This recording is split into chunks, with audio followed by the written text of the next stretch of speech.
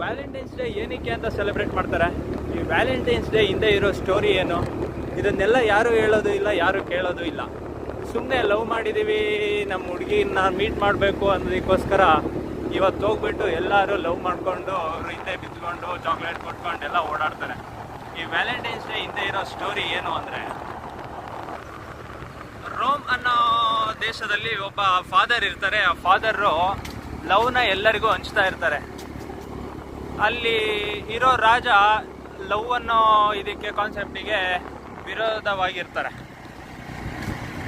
ಹಂಗಾಗ್ಬಿಟ್ಟು ಈ ಫಾದರ್ ಏನು ಮಾಡ್ತಾರೆ, ಎಲ್ಲರನ್ನೂ ಕರ್ಕೊಂಡೋಗ್ಬಿಟ್ಟು ಮದುವೆ ಮಾಡಿಸೋದು, ಪ್ರೀತಿಗೆ ಪ್ರೋತ್ಸಾಹ ಕೊಡ್ತಾ ಇರ್ತಾರೆ. ಆಮೇಲೆ ಒಂದಿನ ಈ ರೋಮಲ್ಲಿರೋ ರಾಜಂಗೆ ಗೊತ್ತಾಗ್ಬಿಟ್ಟು ಅವನನ್ನು ಹ್ಯಾಂಗ್ ಮಾಡಬೇಕು ಅಂತ ಹೇಳ್ತಾರೆ. ಆ ಹ್ಯಾಂಗ್ ಮಾಡಿದ ದಿನನೇ ಈ ಫೆಬ್ರವರಿ 14.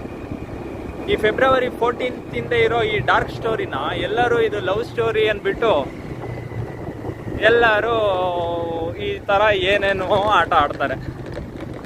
ಹಂಗಾಗಿ ಫೆಬ್ರವರಿ 14 ಇರೋ ಸ್ಟೋರಿ ಇದು. ವ್ಯಾಲೆಂಟೈನ್ ಅಂದ್ಬಿಟ್ಟು ಇದ್ದಿದ್ದು ಫಾದರ್. ಅದು ಆ ಫಾದರ್ ದಿನನೇ ಇದು ಫೆಬ್ರವರಿ 14. ಹಂಗಾಗ್ಬಿಟ್ಟು ಫೆಬ್ರವರಿ 14 ವ್ಯಾಲೆಂಟೈನ್ಸ್ ಡೇನ ಅವರಿಗೋಸ್ಕರ ಸೆಲೆಬ್ರೇಟ್ ಮಾಡಿ. ಅದು ಬಿಟ್ಕೊಂಡು ಸುಮ್ಮನೆ ಬೀಳ್ದೆಲ್ಲ ಇರೋ ಹುಡುಗಿ ಹಿಂದೆ ಸುತ್ತಾಡಿ ಎಲ್ಲ ಏನಕ್ಕೆ ಸುಮ್ಮನೆ ಜೀವನ ಹಾಳು ಮಾಡ್ಕೊತೀರಾ ಅಲ್ವಾ? ಈ ಸ್ಟೋರಿ ಎಷ್ಟು ಜನ ಗೊತ್ತಿತ್ತು ಅಂದ್ಬಿಟ್ಟು ಕಮೆಂಟ್ ಮಾಡಿ. ಗೊತ್ತಿಲ್ಲ ಅಂದ್ರೂ ಕಮೆಂಟ್ ಮಾಡಿ, ಗೊತ್ತಿತ್ತು ಗೊತ್ತಿಲ್ಲ ಅಂತ. ಲೈಫ್ ಇಷ್ಟೇ ಬ್ರದರ್, ಹ್ಯಾಪಿಯಾಗಿರಬೇಕು ಅಷ್ಟೇ.